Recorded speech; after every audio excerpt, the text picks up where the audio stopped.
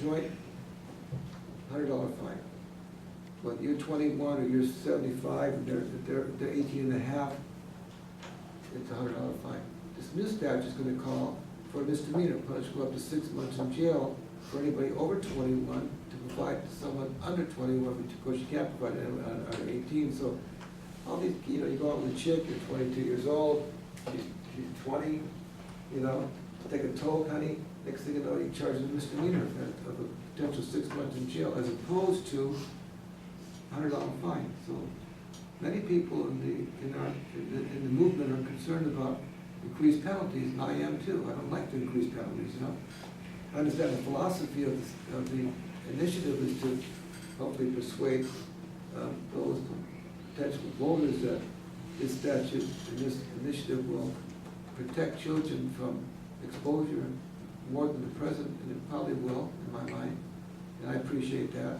I've got 6 kids. I'm very proud of it.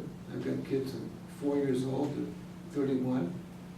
My older daughter, which I can brag about, Allison, she's really a top dog criminal defense attorney, handling a lot of weed cases and a lot of marijuana cases. She's famous for being LA's dopest attorney, she calls herself.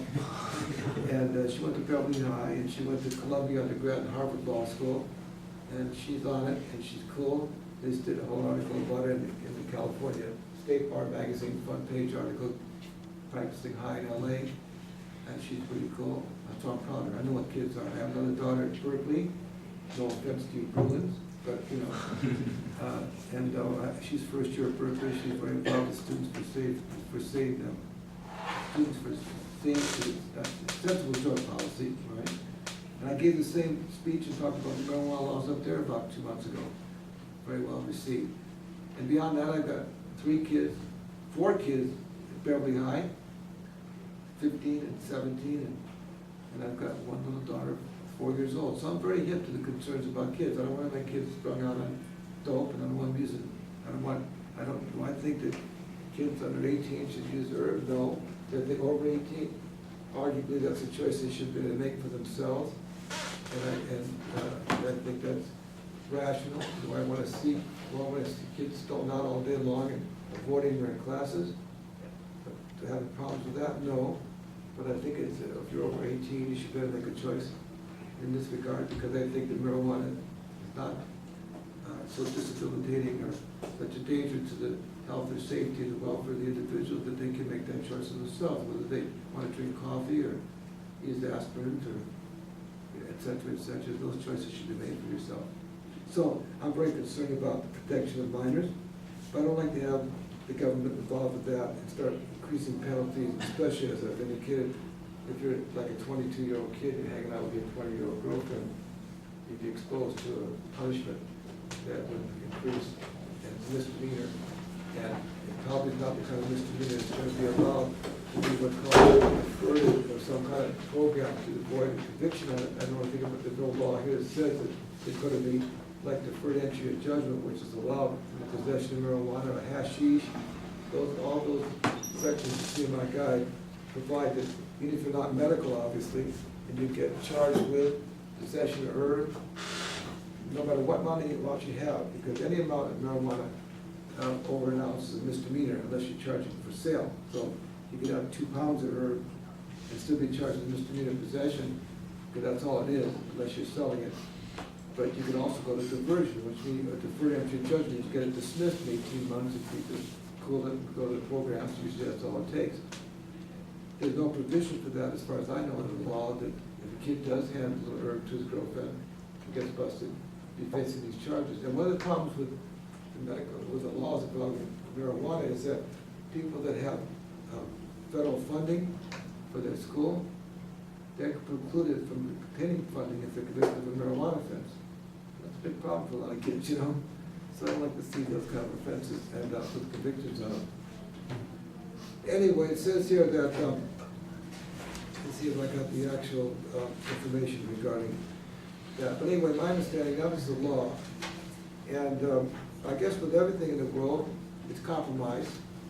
When I first heard about the initiative coming forward, my first reaction is that legalization is the way to go. And of course, we haven't touched on the implications of all those people that are in jail for marijuana cases, the number of arrests that take place for marijuana cases, you'd be shocked if I give you the statistics on it. It is shocking. Let's see if I got it here. Let me see if I can find it for you, okay? They say the government controlled and taxed, the possible revenue could be around $1.3 billion, according to Senator Amiano.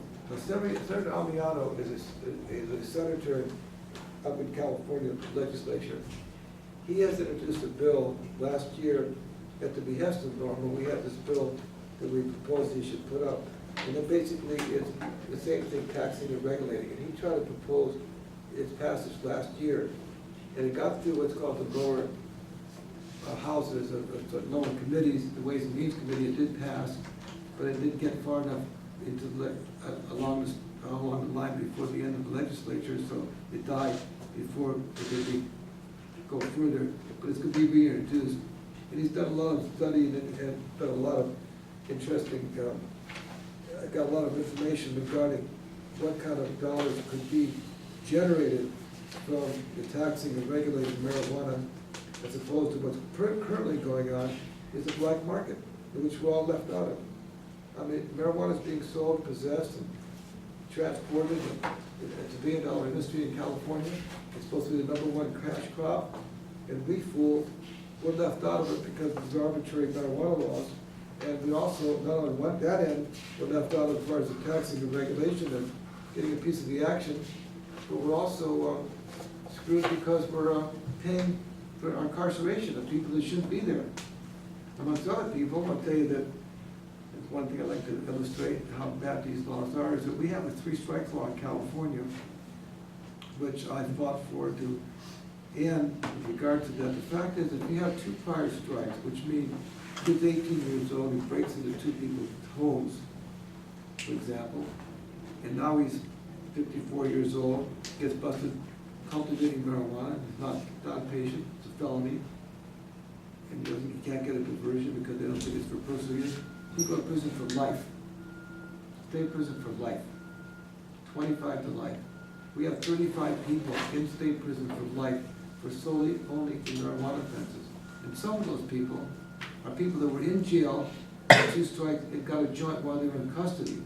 And when you have marijuana in custody, it's a felony. They're down there for life. They're paying $50,000 a year or more to incarcerate these poor souls for possession of marijuana or in those instances. It's really just unbelievable in my mind that we would be in that position and have that foolish kind of law that would provide for those kind of inequities, not only for the individual, which is horrible, but for us as, tax-paying people. It's just irrational to keep someone in prison for life for a marijuana offense.